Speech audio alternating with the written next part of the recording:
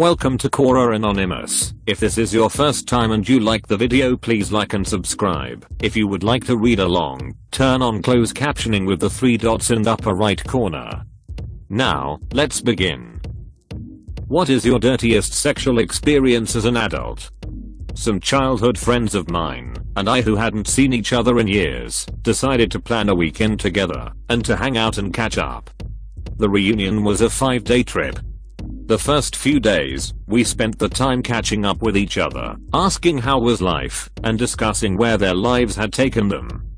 We were all single, and none of us had girlfriends. We went to the movies, hit up a few bars, and reminisced about the old times growing up.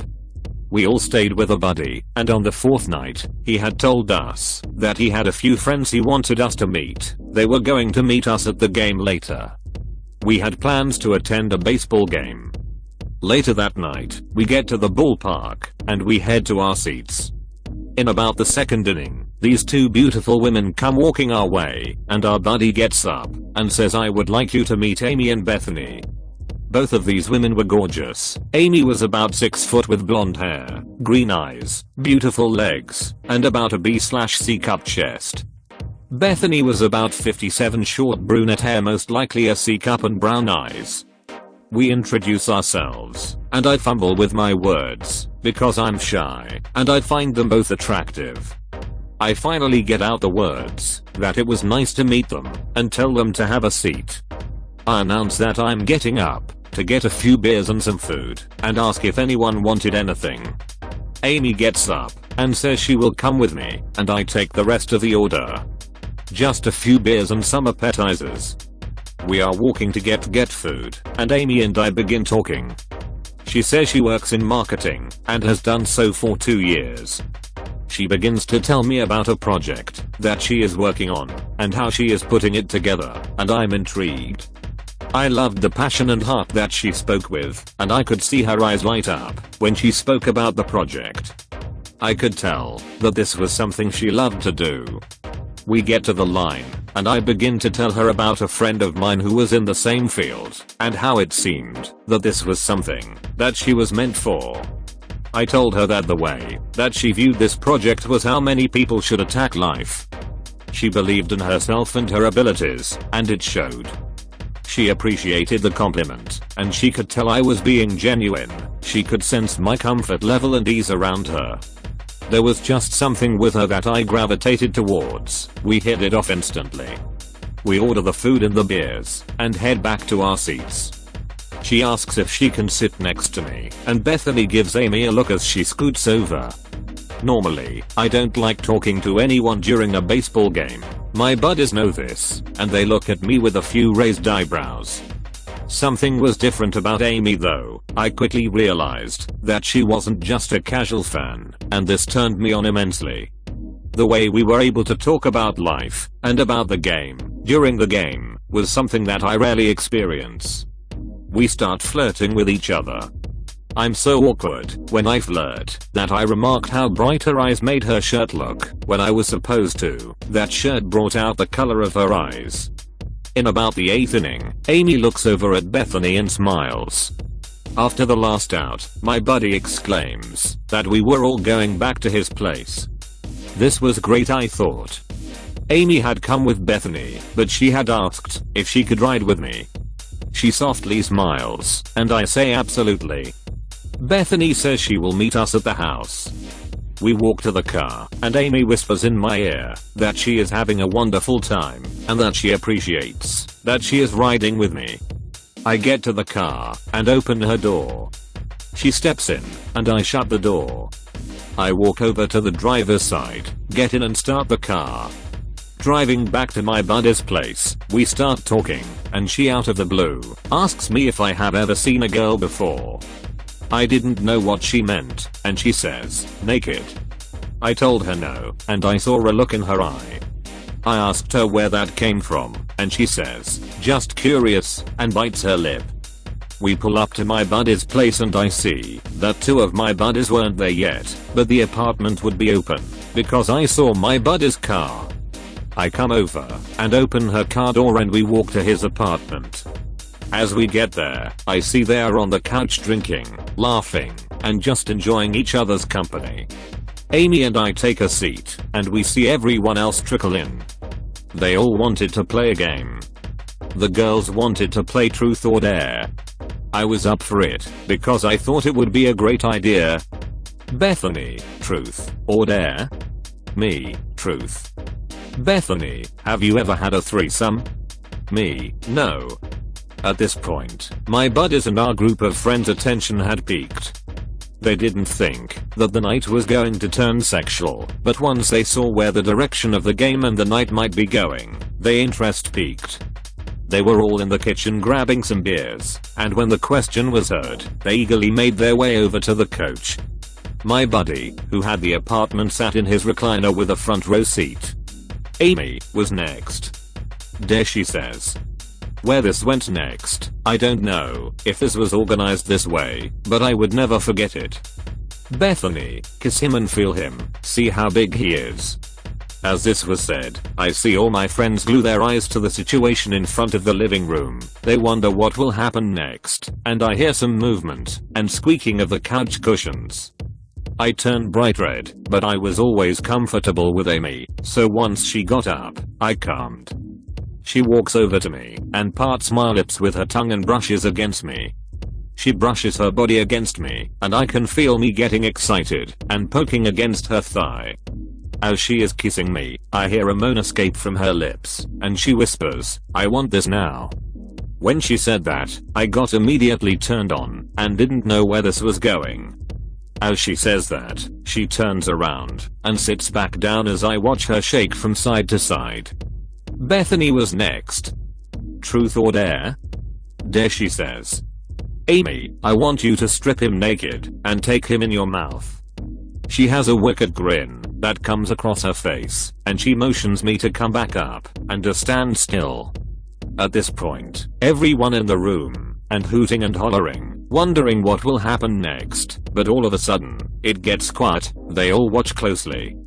She takes my t-shirt and raises it above my head and starts kissing my chest, rubbing her hands all the way down. She gets to my jeans and pulls them down around my ankles as she puts her finger in the waistband of my underwear and slides them down. Once up here, she doesn't seem to be disappointed with the size and smiles. She places me in her hand and rubs me from balls to tip. She gets down on her knees and starts playing with the tip.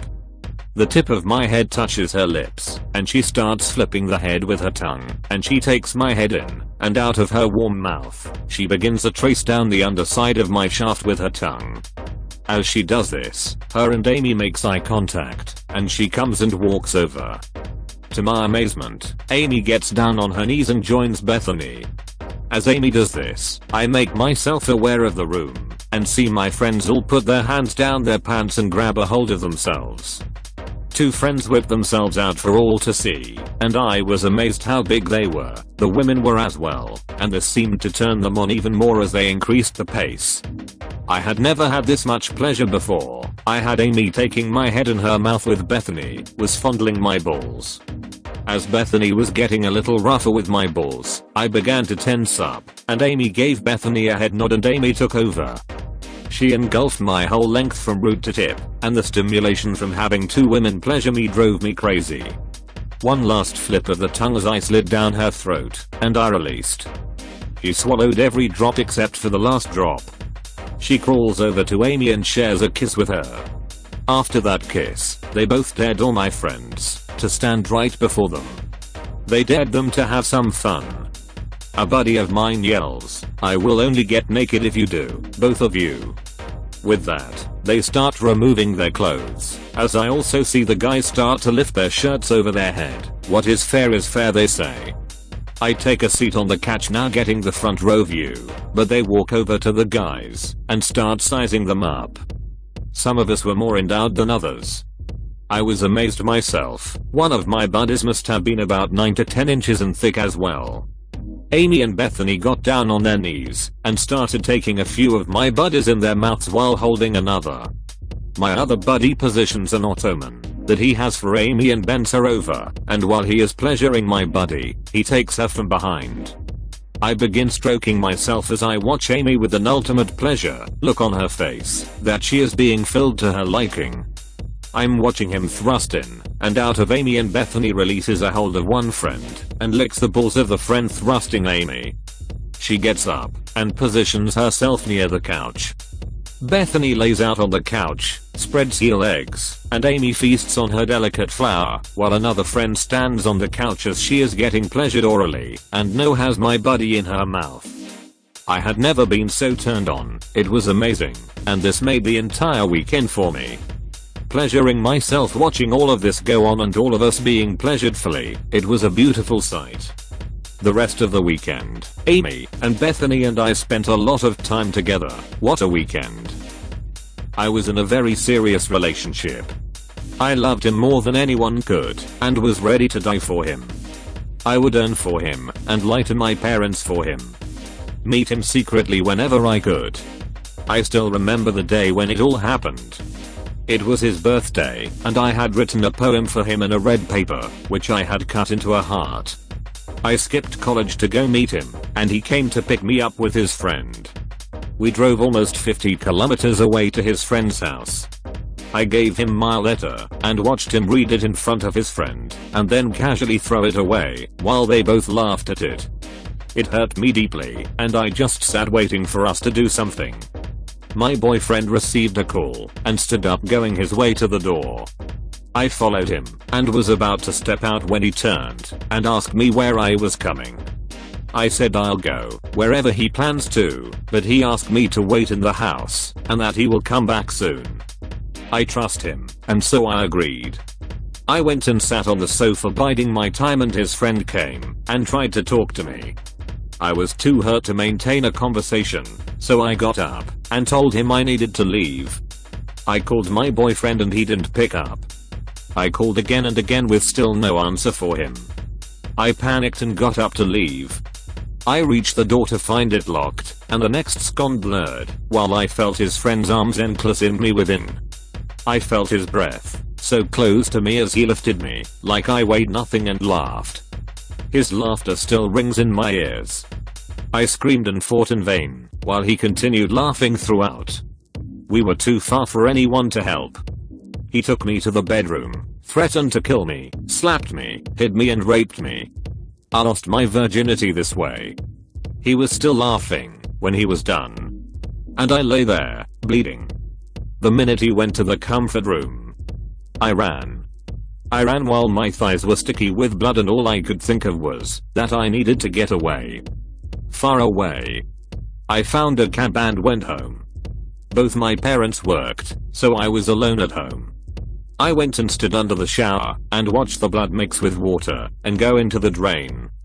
Later I would know that my boyfriend literally sold my virginity to gain some money. I was sold by the person I trusted the most. I attempted suicide yet survived, but something irrevocable had happened to me. I was broken beyond imagination. I became pregnant and had an abortion. This broke me even further. I wanted to forget the incident. So I got into a relationship soon after and had sex, just so I could wash away the dirty feeling of being used. I wanted to feel loved, but this guy cheated on me and I felt even more betrayed. It took me 2 years to get back into a relationship again. But I just couldn't be serious anymore. I had sex and left when I didn't feel anything. This went on till I had been with 9 guys already. Finally I went to get laid with a guy who never had sex. It was beautiful. He treated me as if I was fragile, taking his time with me, caressing my body, worshipping it.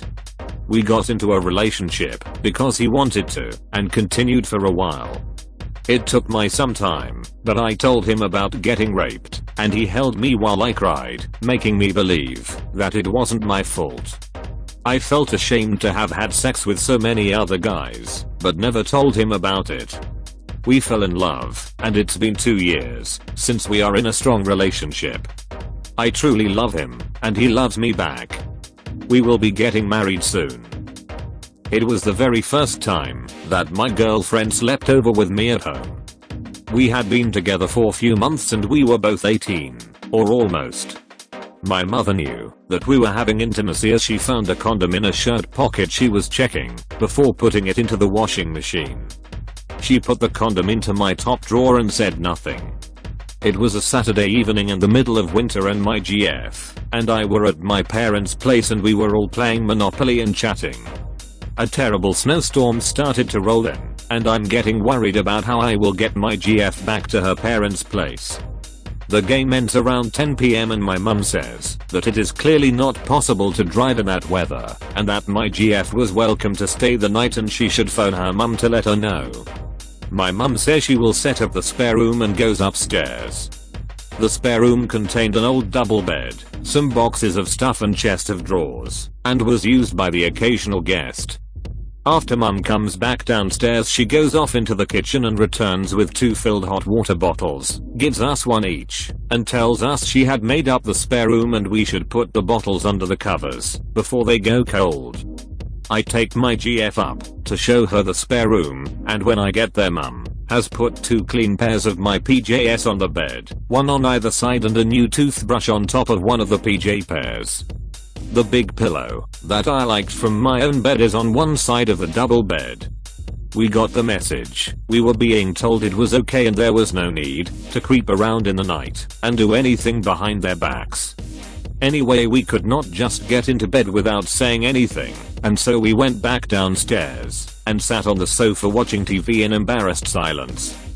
Dad was pretending to have fallen asleep in his chair. Mum was great. She was sitting doing her knitting and just said that if we stayed up much longer she would have to redo the hot water bottles. We got the hint, said goodnight and went off to bed. My dad grunted a good night as we left the room. The next morning going downstairs was the worst part. Dad was sitting behind his newspaper, but mum was great. She just chatted away as normal, and we felt much better. My name is SK, and I'm from Odisha. The story is about Gaji, who was the roommate of my ex. Gaji and I were close friends from college and I will tell about how our friendship suddenly turned into friends with benefits. I never had any sexual intention on Gaji throughout my college days. I completed my engineering in a college in my hometown. I became friends with her since day one, that's because we used to travel a lot. During college days she was in a relationship with a guy named Akshay. Akshay did not like me hanging out with Gaji all the time. He used to ask her not to hang out with me, but still me and Gaji were close friends. There came a time when they both were broken up and she used to talk to me about him every day. Day by day our friendship grew, and when I completed my engineering, I moved to Hyderabad for my job and Gaji got a job in Bangalore. 1.5 years went by, and we both were still in contact. We used to chat every day talking about anything and everything. She used to tell me the stories from her office. One fine day, when we were texting, I told her about the incident happened in the nightclub the previous day. I was drunk and friends challenged me to pick a random girl and take her home. I met Asha, who was from my office, and asked her if I can buy her a drink. She accepted, and as the night went by we both were dancing and dancing turned to smooching, and finally we ended up in bed together. I came to Bhubaneswar after 1.5 years. Unfortunately Gaji was also there at that time. We didn't really get a chance to fool around. On one weekday, I had planned to take Gaji for a movie. We went to watch Kabir Singh movie in Inox. Since it was a Friday, and it was a morning show, the theater was completely empty except for us, and 3 to 5 other couples. Luckily we got top corner seat. The movie started, and I wanted to make my first move. I pulled her near me, and whispered in her ear that I was waiting for this moment for a very long time, and I started kissing her earlobes. Gradually I was kissing her from ears, cheeks, and I reached her lips. First it was just a simple brush of her lips, and after some time she gave up, and opened her lips, and we sort of sank into it for at least 10 minutes. She put her tongue in my mouth, and I was sucking her lips. She lost all her control and she placed her hands on my dick. I felt like I just got electrocuted. She was holding my dick. Later, after some time, she whispered into my ears that she wants to feel it for real and asked me to loosen my pants, and she immediately caught hold of my dick and started to stroke it. I asked her to suck it but she hesitated. Even I didn't want to take so much of risk in a theater. The whole thing happened in quick succession, not even half an hour since the movie started, but we already came out of the theater making our way to the nearest toyo. I took my bike, and on our way back it started raining suddenly, and we didn't stop. As soon as we reached, I closed the main door. We removed our clothes, and in minutes all our clothes were scattered all over the room, and I was completely naked, while she was only on her inners. She was wearing a black lingerie which was very sexy.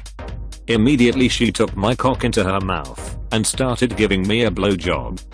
She knows her way out, she sucked my dick like a pro. She was giving me head with great hand motions. It was like I was in 7th heaven. After at least 10 minutes of blowjob I wanted to return the favor and I started licking her. She couldn't control her feelings and she started moaning, and she started saying my name, SK. Oh yeah baby, lick my pussy harder. I started fingering her. Then we did 69, and spent a good 5 minutes there. Still she was wearing her bra which I went out of control, and unhooked it, and I started sucking one of the boobs, while fondling the other. She ordered me to fuck her right there. I just took her, and teased her a bit to lift the mood, but she was out of control, and begged me to fuck her. I fucked her, she screamed in pain, but she asked me to continue saying she doesn't mind a little pain, when she is getting enough pleasure. I fucked her for 10 minutes in missionary, and I turned her, made her kneel down, and I took her in doggy style. I was in heaven. After a long fuck she wanted to take my cum in her mouth. She kneeled down and started sucking. Nobody ever has sucked my dick as she did. What a minimum of 25 minutes of fucking, couldn't do her sucking, was able to pull it off in 3 minutes. We slept naked, and we had one more session before evening, before she went home. Right now we both are staying in Bhubaneswar, and we still are friends with lots of benefits. But I'm also thinking about Asha. She was amazing.